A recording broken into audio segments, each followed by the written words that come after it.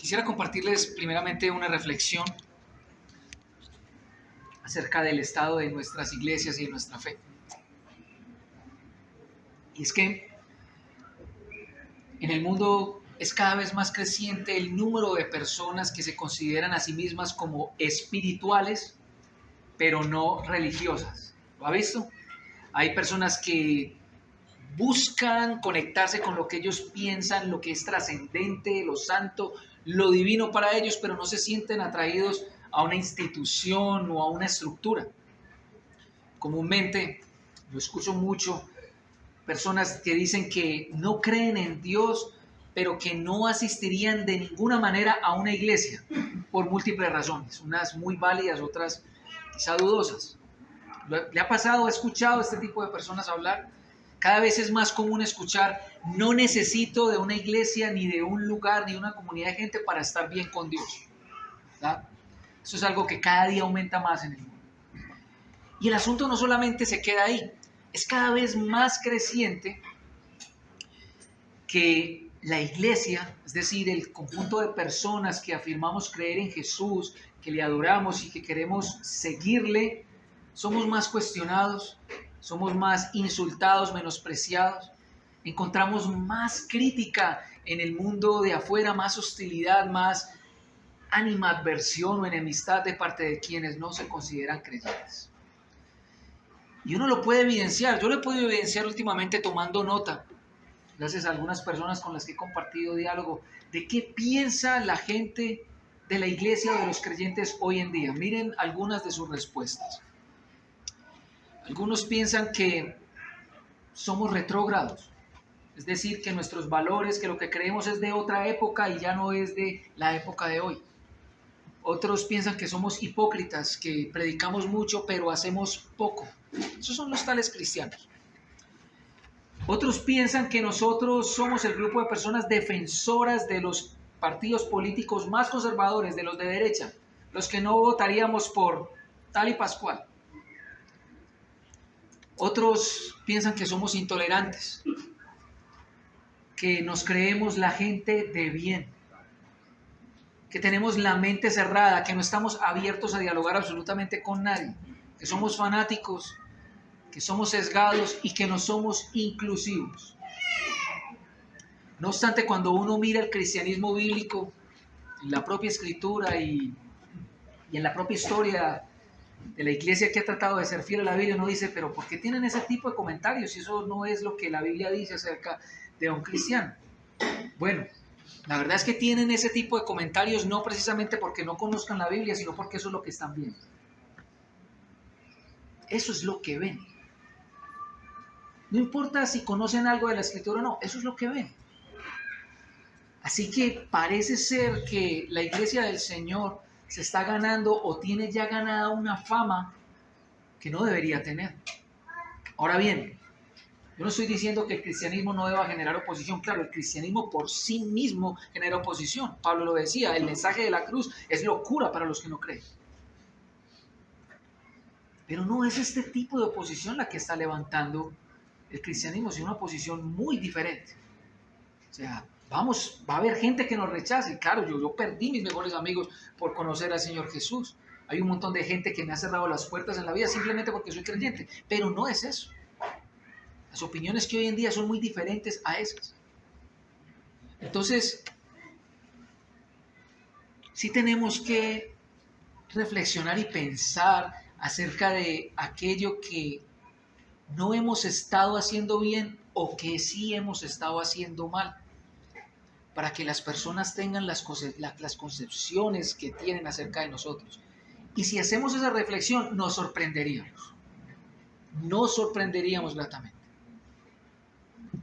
Y es tan cierto de que yo me imagino que Jonathan se lo recuerda una y otra vez, que necesitamos predicarnos y recordarnos el Evangelio todos los días de nuestra vida, ¿verdad? Es tan cierto que de la misma manera que necesitamos recordarnos el Evangelio, también es importante recordarnos cuál es nuestro papel como iglesia en este mundo. ¿Saben por qué? Porque la iglesia, como lo afirma el pastor Mark Dever, es el lugar donde el Evangelio se hace visible. Así que yo quiero preguntarte esta mañana, sé que estamos distanciados, pero puedes responderlo en 1 o 2 segundos. ¿Para qué existe la iglesia entonces? ¿Para qué existe la iglesia? ¿Con qué razón o propósito Dios la creó? ¿Cuál es nuestro papel en la tierra? Piensa en eso un segundito y si quieres compartirle a la persona que está al lado, pues hazlo. ¿Para qué existe la iglesia? ¿Cuál es la razón de ser de ella? ¿Cuál es su papel? ¿Tiene sentido la iglesia?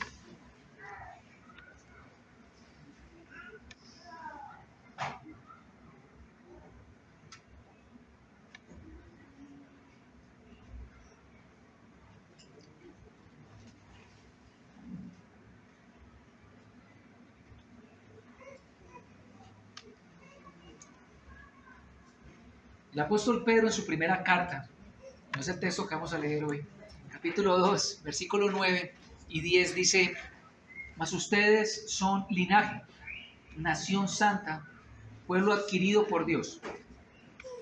Y dice que este pueblo adquirido por Dios tiene un propósito: para anunciar las virtudes de aquel que los llamó de las tinieblas a su luz admirable. Pedro parece estar respondiendo a un par de preguntas que un pastor y teólogo se ha hecho durante un tiempo, que son: ¿para qué existe la iglesia como comunidad?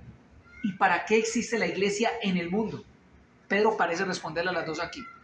Como comunidad existe para ser el reflejo de un pueblo. Fuimos hechos hijos, linaje escogido, nación, pueblo, familia de Dios. Así que la iglesia existe como comunidad para adorar y ser edificados en el Señor.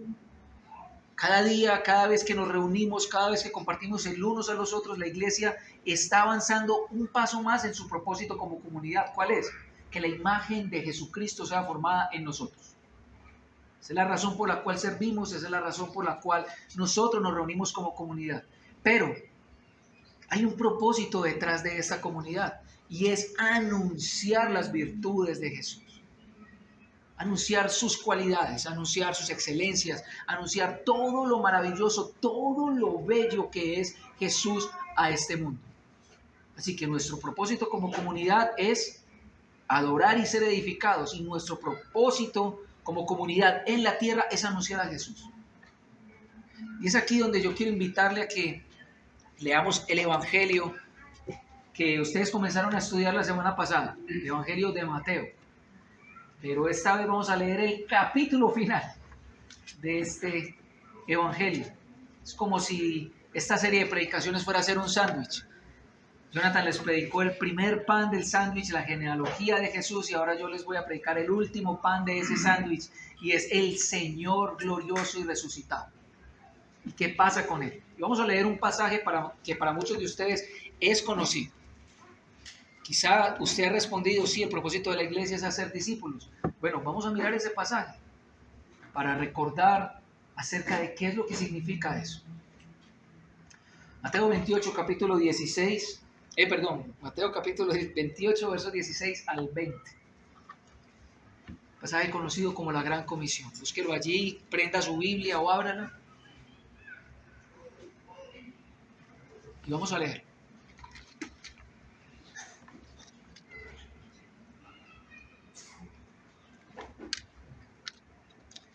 Los 11 discípulos fueron a Galilea, a la montaña que Jesús les había indicado.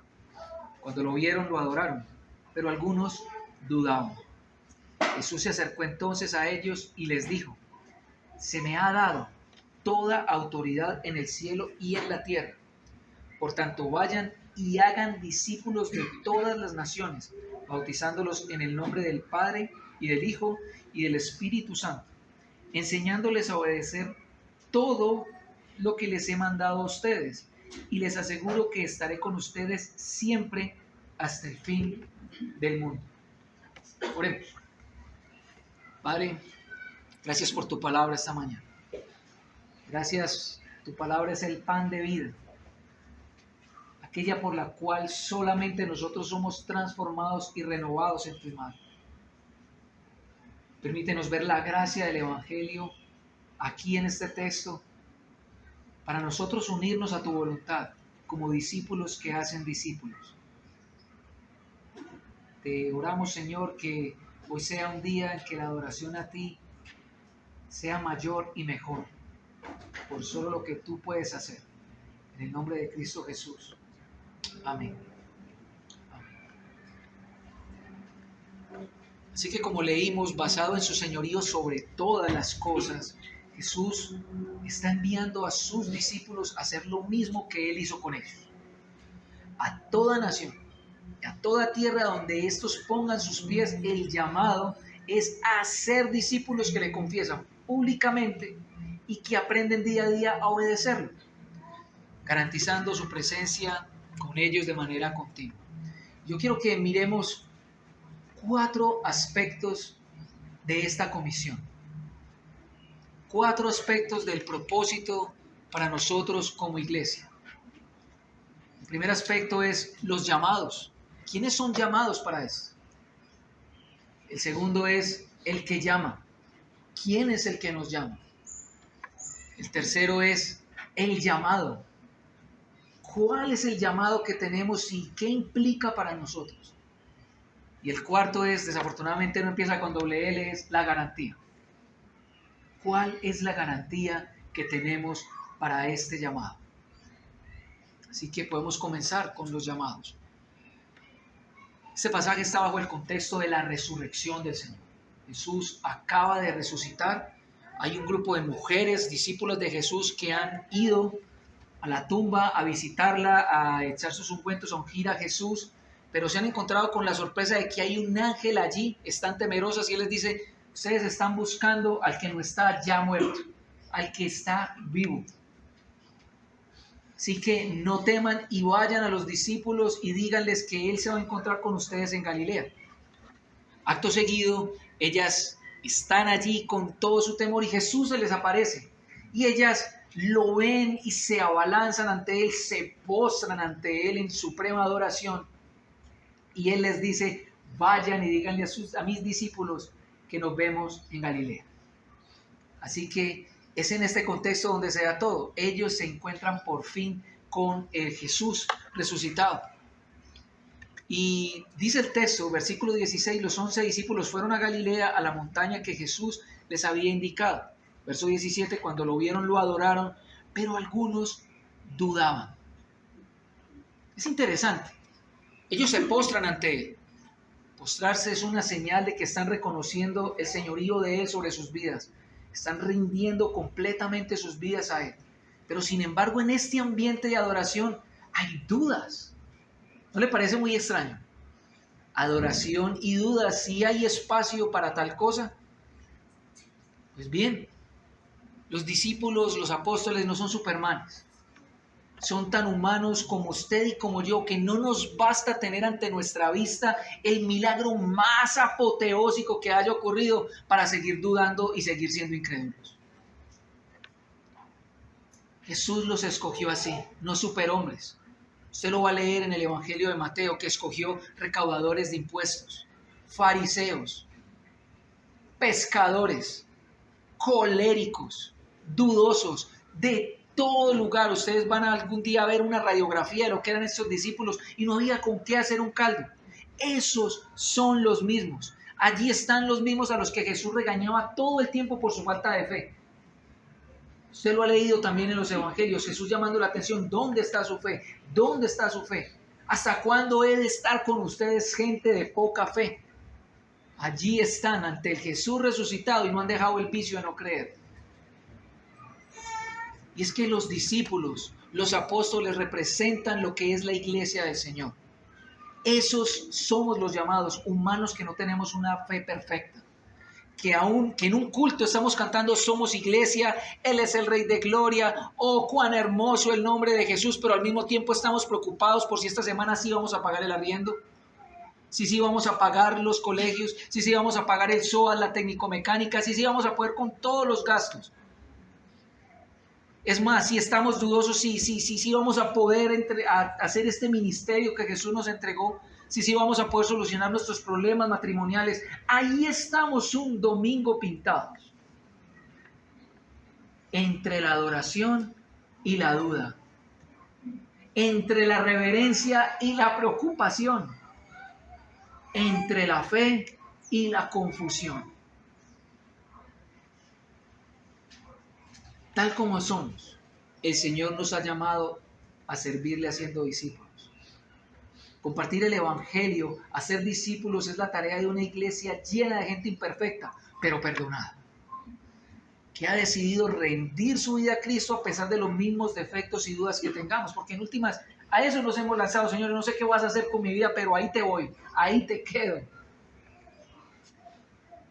¿Alguna vez te has sentido limitado por tu personalidad, falta de fe, luchas personales para compartir a Cristo y servirle?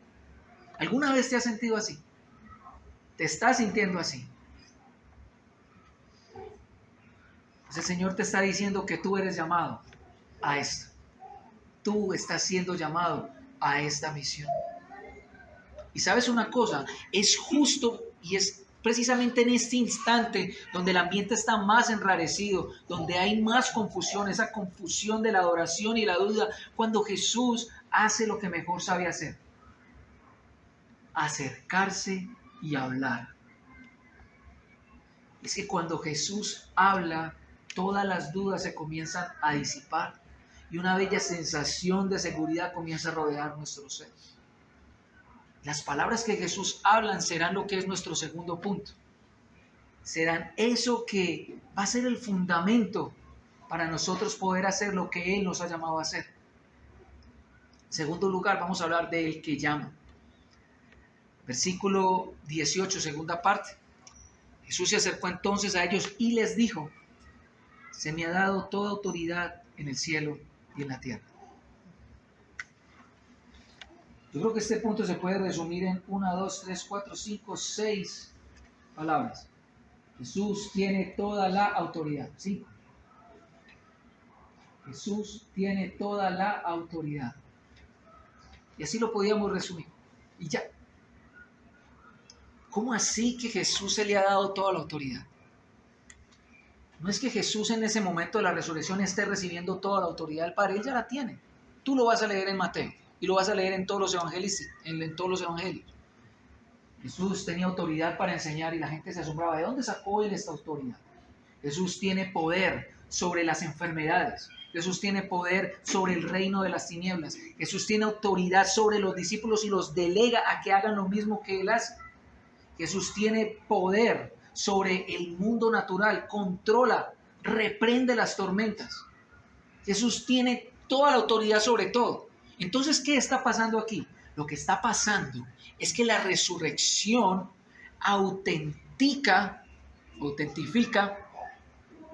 toda la divinidad de Jesús, pero también autentifica la promesa de Dios de destronar de un trono al que no le pertenece a aquel que lo había usurpado a través de la desobediencia del hombre, a Satanás.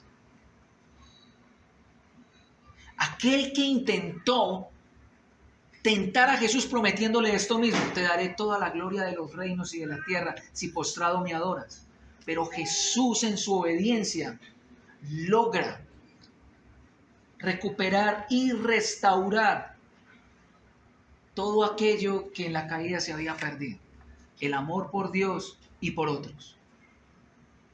Además, Jesús, con sus palabras, toda autoridad se me ha dado en los cielos y en la tierra, parece estar aludiendo al profeta Daniel, capítulo 7, donde está diciendo que y vio descender de las nubes a un hijo de hombre, al cual se le daría toda la autoridad y al cual se le sujetarían todos los reinos de la tierra, y que su reino sería eterno y sin fin.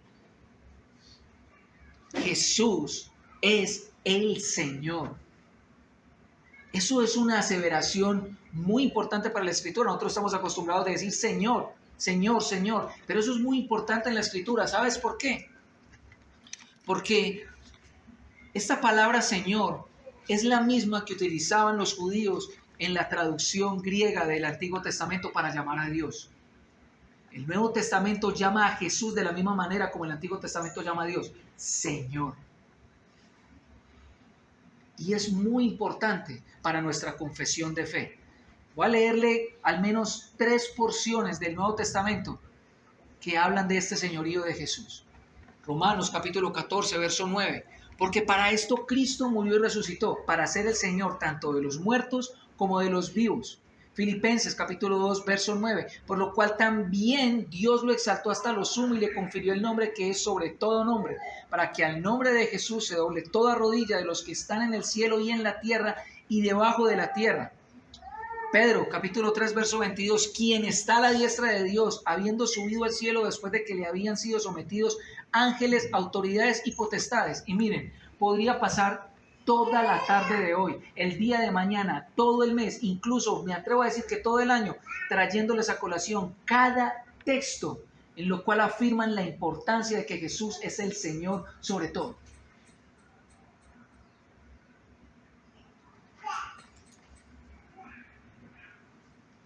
Esto es lo que diferencia a Jesús de cualquier líder religioso.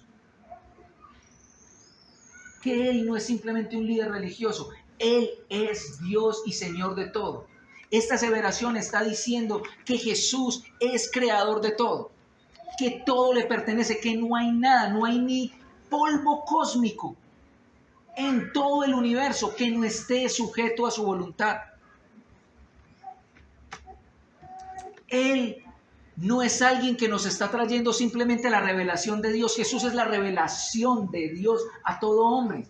Es Dios hecho visible a toda la humanidad. Hebreos capítulo 1, Dios habiendo hablado por mucho tiempo por medio de los profetas, ahora nos habla por medio de su Hijo, a quien ha constituido heredero de todo. Tampoco Jesús es un Dios dentro de todo el mercado de dioses que hay en este mundo. Él es el único, es el único. No hay nada en este mundo sobre lo cual Él no tenga control. Ahora, ¿por qué es importante esta afirmación de nuestra fe a la hora de anunciarlo y ahora a la hora de hacer discípulos? Porque anunciar el Evangelio y hacer discípulos es algo que solamente se puede hacer por la autoridad y por el poder de Él. Como Él ahora gobierna y es la cabeza de su iglesia, entonces su voluntad no es opcional para nosotros. Y esto nos libera para compartir el Evangelio. Nos libera del temor. Cuando queremos compartir el Evangelio, lo que uno más escucha, al menos a mí me pasaba mucho, a veces me pasa, es que tenemos miedo de compartir. Por miedo a la reacción de la gente, por miedo al rechazo, por miedo al insulto, por miedo a quedar mal, por miedo a que nuestra reputación quede por los pisos. Pero Jesús es el dueño y Señor de todas las cosas creadas. Por tanto, esta no es mi misión, es su misión, es la misión de Dios. Desde Génesis capítulo 1, Dios está en misión. Haber creado al hombre es parte de la misión de Dios para compartir su gloria. Y Dios no se cansó, aun de que el hombre cayera y le rechazara, para seguirlo buscando. Esa es la historia de nuestra escritura.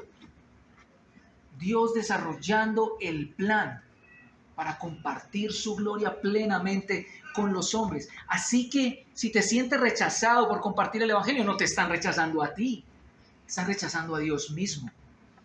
Dios ha querido unirte a su misión. Esta no es tu misión, es su misión. Dios ha querido que a través de ti y de mí, Él le está diciendo al mundo: reconcíliense conmigo. Pero hay una segunda razón por la cual es importante creer esta afirmación del señorío y autoridad de Cristo sobre todo. ¿Sabes por qué? Porque no es consecuente, ni congruente, ni tiene sentido anunciar a un Jesús que no es el Señor de mi vida. Sí, o sea, Jesús, por ende, no es aquel en quien yo creo y a quien le canto un domingo. Es quien gobierna cada rincón y área de mi ser, mis pensamientos, mi voluntad, lo que digo, lo que veo, lo que hago y hacia dónde ando. Nuestra vida sustenta lo que afirmamos creer. Y solo una vida rendida al señorío de Cristo puede mostrar que Él es el camino, la verdad y la vida. Por eso mismo la demanda del bautismo y guardar todas las cosas que Él nos ha enseñado. Por eso es tan importante, porque eso es un reflejo de quién es ahora el que gobierna mi vida, cuáles son los principios y valores que rigen lo que yo hago. Esto es muy importante en toda la Escritura. Pedro dice que en un mundo de adversidad nosotros deberíamos santificar a Cristo como Señor en nuestro corazón para dar razón de nuestra fe a todo aquel que la demande de ella. Pero él dice que dar razón de nuestra fe tiene que ir acompañado con testimonio.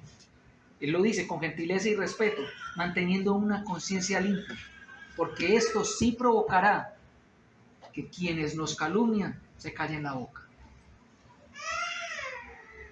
¿Cómo dirías que tu vida está siendo un reflejo de Jesús hoy? ¿Es tu vida de lunes a sábado un respaldo a tus palabras de amén por la prédica, a tus canciones que cantas a todo pulmón, que dicen que Jesús es el Señor? ¿De qué manera tu vida como padre, como madre, como hijo, como hermano, como empleado, como jefe, es un reflejo de aquello que afirmas creer?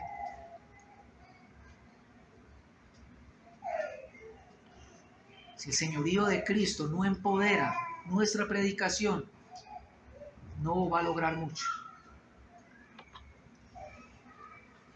En tercer lugar, hablemos del llamado o el llamamiento, la misión. Ya que Jesucristo es el Señor de todo, el que tiene dominio sobre todas las cosas y sobre todos, entonces acá es donde Él está mandando a los 11 a ser los primeros en llevar a cabo lo que Él mismo hizo con ellos. Y así sucesivamente. Eso nos dice que el llamado es para toda la iglesia. Todos aquellos que fuimos discipulados fuimos llamados a hacer lo mismo. Y dice, por tanto, vayan y hagan discípulos. Versículo 19. Pero realmente el mandato es hacer discípulos. En el original no, el verbo ir no está como un verbo, sino como un sustantivo, como un participio. Pero sí tiene una calidad de mandato, porque no es posible hacer discípulos si no es yendo a todas las naciones. Entonces sí hay una calidad imperativa. Es intencional que vayamos. Hablemos un poco de eso, de ir. Hace un tiempo estaba en algunas capacitaciones sobre la fe y el trabajo. Creo que Jonathan estaba ahí también. Y tuvimos la oportunidad de leer y reflexionar sobre un artículo llamado La Iglesia de Jerusalén y la Iglesia del Exilio. Y fue un artículo escrito a fin de buscar una reflexión acerca de cómo la Iglesia ha adoptado el ejemplo de Israel cuando estaba en Jerusalén y cuando estaba en Babilonia como un modelo para caminar. Entonces les voy a explicar un poco. ¿Qué sucedió cuando Israel estaba en Jerusalén? Era la nación escogida, una nación apartada de todos los reinos del mundo, no tenía contacto con ellos. Si alguien quería conocer a Dios, entonces tenía que venir a Jerusalén. Era una fe segura, amurallada. Era una fe que se garantizaba para las siguientes generaciones. Cualquier contacto con el mundo exterior era considerado como inmundo o impuro, no se contaminaban con nadie. Era una fe apartada. Pero ¿qué sucede? Que Israel desobedece al mandato del Señor. Ustedes lo conocen muy bien, el Señor los envía al exilio. Al pueblo de Israel lo invaden los asirios, se los llevan, y al pueblo de Judá se los llevan a Babilonia. ¿Qué sucede en Babilonia? Que Judá es quien sobrevive en Babilonia. Que ahora Israel no gira alrededor de sí misma. Ahora el desafío de Israel es tratar de tener y mantener una fe en un mundo que no comparte su fe, en un mundo de diferentes ídolos. Léase al profeta Daniel, que cuando llegó allí le tocó tener que adaptarse al mundo para poder sobrevivir allí. E Israel empieza a sufrir de una manera muy impresionante, y aparecen unos personajes, unos profetas. Y esos profetas empiezan a decir, no se preocupen, pueblo de Israel, no se preocupen que su Señor los va a llevar nuevamente a Sión, a Jerusalén. Allí van a volver, el Señor va a acabar con todos estos paganos, con todos estos idólatras. El Señor va a hacer que ustedes recuperen su soberanía y van a volver tranquilos. No se preocupen que muy pronto esta situación va a acabar. Pero en medio de estos profetas aparece uno, Jeremías, y dice, no, Señor, no, Señor. Los que les están diciendo eso es falso, falso de toda falsedad, porque ustedes se van a quedar aquí y un buen rato. Así que construyan casas, planten jardines, trabajen duro, bendigan esta ciudad, porque en la prosperidad de esta ciudad estará la prosperidad de ustedes. ¿Cuál es el modelo de iglesia que hemos adoptado en Latinoamérica o en Medellín durante los últimos años? ¿La iglesia de Jerusalén o la iglesia en Babilonia?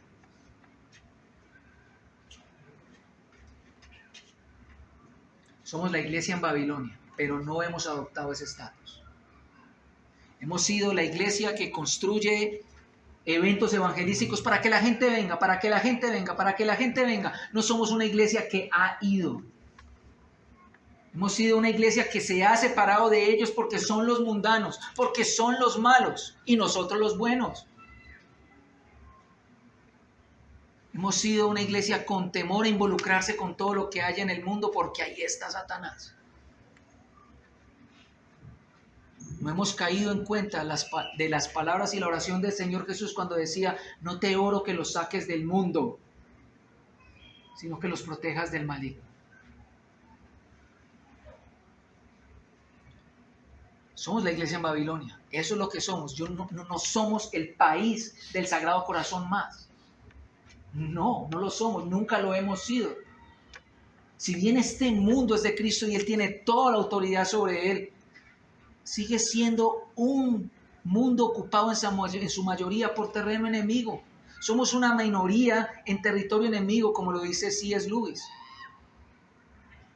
No estamos llamados a abstraernos de este mundo. Todo lo contrario, es a través de nuestras actividades, de nuestro trabajo, de nuestras relaciones, de nuestra vida, donde podemos mostrar toda la belleza, orden, bondad, generosidad y calidad del Evangelio. Es allí. No estamos llamados a tratar de imponer nuestra fe, pero sí a exponerla. Somos llamados a sentarnos en la mesa con aquellos con quienes Jesús se sentó. ¿Con quiénes se sentó Jesús, perdón? Temo decir que con mucha de la gente con la que no nos sentaríamos hoy en día.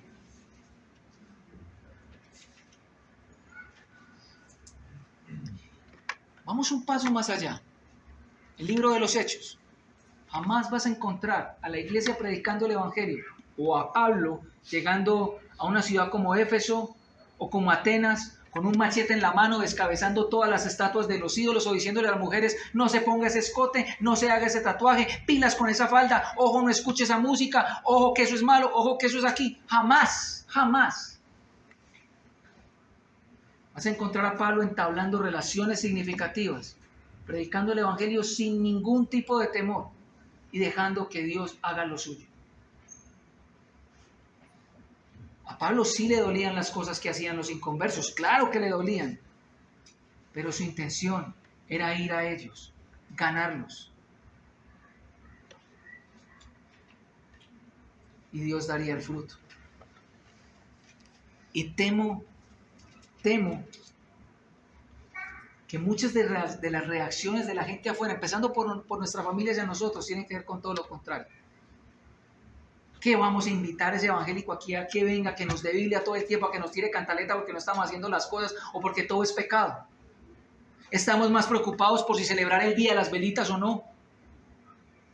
Y hacemos una red por WhatsApp, una firmatón para que tal serie o X serie no salga en Netflix.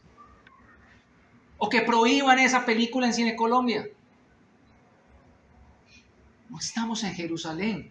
¿De qué nos escandalizamos? Yo les hago esa pregunta, que soy el primero. ¿De qué nos escandalizamos? Si estamos en medio de un mundo no creyente, ¿qué cosas deberíamos esperar de un mundo no creyente? Pues cosas de un mundo no creyente. ¿De qué te escandalizas?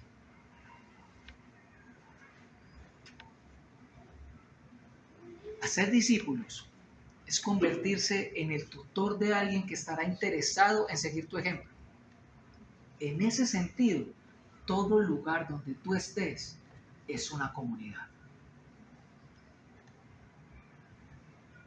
Si puedes construir una relación significativa con alguien, donde no camuflado, no estoy llamado a que te camufles, porque cualquiera se puede portar muy bien.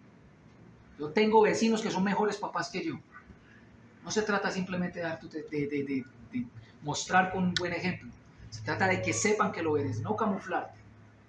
Pero si puedes estar en tu lugar, haciendo ambas cosas, construyendo relaciones significativas, amando a aquellas personas a las que Jesús amó, invirtiéndote en su vida, entonces estarás comenzando a ser discípulos. No es la manera en como lo hemos entendido, pero sí la manera que es más bíblica. Es todo un proceso. Es todo un proceso. Involucrará tiempo, paciencia y descansar en la autoridad del Señor.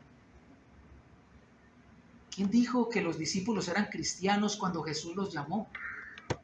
No lo eran. Si aún viéndolo resucitado necesitaban todavía más pruebas. ¿Quién dijo que tienen que ser como nosotros para llegar a ser? No, es un proceso, por favor. No obstante, hay algo que caracteriza dicho mandato. Y es que el discipulado es un proceso mediante el cual Cristo, quien tiene toda la autoridad, se está convirtiendo en Señor y Rey de la vida de una persona. Eso se ve evidenciado en el bautismo. ¿Qué es el bautismo? Es la confesión pública de que evidentemente una persona ha pasado de la muerte a la vida que ha recibido gracias a Cristo Jesús y su resurrección. Mediante el bautismo, una persona le está diciendo al mundo, es como si ese evento de nuestra vida fuera el lugar donde sacamos nuestra cédula de ciudadanía cristiana. En ese momento de nuestra vida nosotros le estamos diciendo a una multitud de testigos, tengo otra ciudadanía, pertenezco a otra familia, pertenezco a la familia de Dios Padre, soy su hijo, su hija gracias a Cristo y por su Espíritu Santo que mora en mí, cada día seré formado a la imagen de Él. Eso significa bautizarnos, decir mi lealtad pertenece a otro reino. Y la segunda no se excluye, porque ya la vida de una persona que está en Cristo ha de ser enseñada por nosotros una y otra vez a vivir centrada en el Evangelio, a vivir centrada en esas buenas nuevas, a vivir una vida que ya no es para sí, sino para Dios. Nuestro llamado no es hacer un tratado y decirle a alguien desconocido, a alguien que no conozco, nos acercamos a alguien y entonces les decimos que es un pecador, que se va a ir para el infierno, que acepte a Jesús, que haga una oración y que el domingo nos vemos en la iglesia. Ese no es nuestro llamado, aunque es mejor eso que no hacer nada. Es ir a involucrarnos en las necesidades de este mundo. Es ir y conocer las personas, amarlas como Jesús me amó a mí, servirles y anunciarles las buenas noticias del Evangelio por medio de los diálogos propios de la vida. Fue lo que Jesús hizo. Jesús no le predicó el mismo tratado a todo el mundo. Ni a la samaritana, ni al fariseo en su casa cuando cenó, ni a otros. Tuvo diálogos en los cuales los llevó al mismo objetivo. Un paso más allá, más cerca del reino de Dios.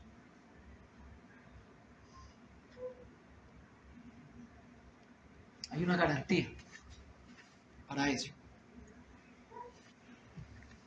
Si algo necesitaban los discípulos que les diera verdaderamente alegría, fortaleza y gracia, eran estas palabras.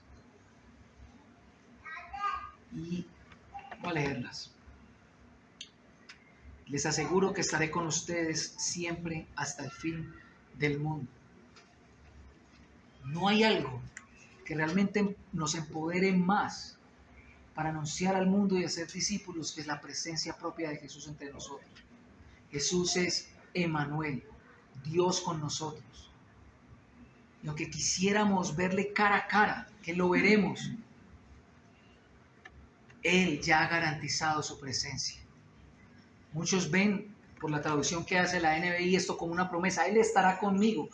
Pues las versiones más literales dicen, he aquí yo estoy con ustedes todos los días hasta el fin. Jesús es Emmanuel, Dios con nosotros, está en medio de nosotros. Normalmente escuchamos que si Jesús hubiera estado en este tiempo y yo lo pudiera haber visto, entonces sería diferente. No sería diferente. Jesús dijo que de hecho nos convendría que Él se fuera porque así nos enviaría otro consolador. Así que la misma relación, la misma cita que tuvieron los apóstoles con Él y quienes lo vieron con Él, la podemos tener nosotros. Eso es un regalo maravilloso. El que tiene toda la autoridad, el que nos envía a ser discípulos de todas las naciones, Él es el quien está con nosotros todo el tiempo. Eso es muy vibrante. Sin duda, una vida vibrante con Jesús se reflejará en el compartir del Evangelio. ¿Sabes por qué? Porque yo no puedo hablar de alguien de quien no conozco. No puedo, simplemente no puedo. Si yo me fuera hoy de aquí y les preguntaran quién predicó, mi sorpresa sería muy brutal al escuchar que ustedes dijeran, pues predicó un tal Federico Galeano, él es monito, sin barba, mide 2 metros, tiene un cuerpo muy prominente, dijo que tenía 5 hijas. Bueno, pues quién sabe quién será ese homónimo, pero no soy yo. Muchas veces hablamos así de Jesús. Hablamos cosas que ni conocemos de Él. No podemos compartir de alguien con quien no hemos pasado tiempo, ni menos podemos hablar de alguien con quien no hemos estado. Compartir el Evangelio, ser discípulos, es algo que fluye del mismo Evangelio aplicado a nuestro corazón por medio de una relación con Él. No es la disciplina ritual de tener un devocional y decir cumplí. No, es saber día a día que yo gozo y disfruto de su presencia. Yo sé que esto ha pasado. Ha sucedido que hemos tenido ganas de compartir el Evangelio. Y hemos tratado de hacerlo y tratamos y lo intentamos, pero pasan los días y como que en última nos rendimos. Sabemos que tenemos que hacerlo porque es una obligación, porque Jesús lo hizo y nos vamos para este lado tratando de hacerlo en nuestras propias fuerzas. O nos vamos para el otro lado, no, pues en últimas, eso Jesús va a traer cada día a la iglesia a los que han de ser añadidos, yo me relajo. Pero ¿qué nos dice la cruz? La cruz nos dice que Él se acercó a nosotros, se involucró en nuestras vidas, que nos amó, que hizo amistad con nosotros que éramos sus enemigos. Y si esto no afecta, no impacta mi vida, entonces es imposible que esto fluya hacia la vida de otros.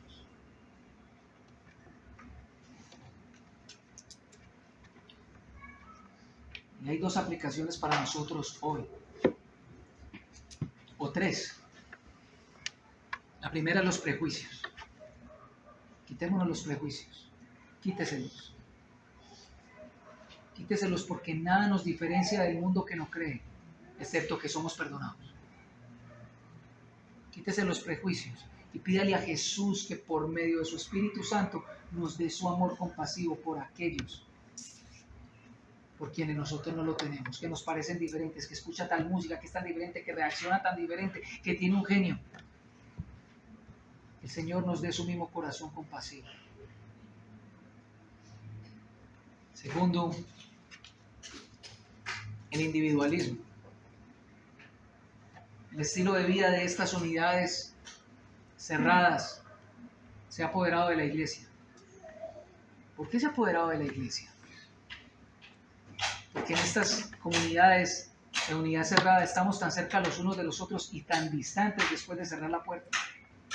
Probablemente muchos de nosotros llevamos años sin conocer cuál es el nombre de nuestro vecino más cercano. A duras penas le damos un hola. Y eso permea nuestra vida en comunidad. ¿Sabes por qué? Porque Jesús dijo que sería a través de nuestra unidad y nuestro amor que la gente vería que somos sus discípulos y que Él estaba en medio de nosotros. Así que ese cuentico de que la ropa sucia se lava en casa no aplica para una comunidad cristiana. Y ustedes están llamados, de hecho es el llamado de esta comunidad, ser una comunidad misional. La ropa sucia no se lava en casa en la vida de una iglesia, nos la lavamos con los hermanos. Porque a través de los hermanos estamos siendo amados como Jesús nos amó. Tercero, pluralismo. Estamos en un mundo lleno de gente con diferentes creencias hoy en día. Muchas. Está proliferando cada vez más. Pero hay un pluralismo que es muy peligroso, es el pluralismo normativo, que dice que todos los caminos van a Roma. No importa lo que tú creas, igual vas a ir a una eternidad. Muy bien. No, no es así. No es así. Si hemos caído en la mentalidad de que haya quien con lo que crea, entonces no nos está doliendo el mundo. No nos está doliendo, porque en la escritura no concibe un cielo con Buda, con Krishna y con Jesús agarrados de la mano y todos nosotros detrás. No. Probablemente muchas de las otras religiones tienen sentidos, pero nos llevan a la misma salvación. Así que necesitamos el amor de Jesús en nuestra relación con Él, en nuestra comunidad diaria, para ser completamente misionales. No tenga miedo, inviértase en otros. Tú has sido llamado a esto, con tu fe tal como es, imperfecta y llena de dudas, con tus miedos. Ninguno tenemos excusa, porque Jesús tiene toda la autoridad, pero Jesús está con nosotros. Amén. Oremos.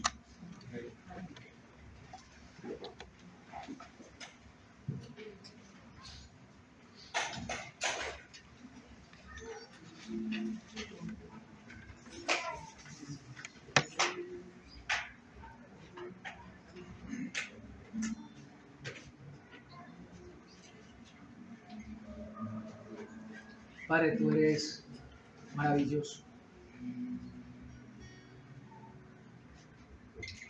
Bendito seas Dios y Padre de nuestro Señor Jesucristo, que nos hiciste nacer para una esperanza viva, esperanza de ser tuyos. Quienes antes éramos enemigos, ahora ya no somos extraños, somos tu pueblo, somos tu familia, somos tus amados.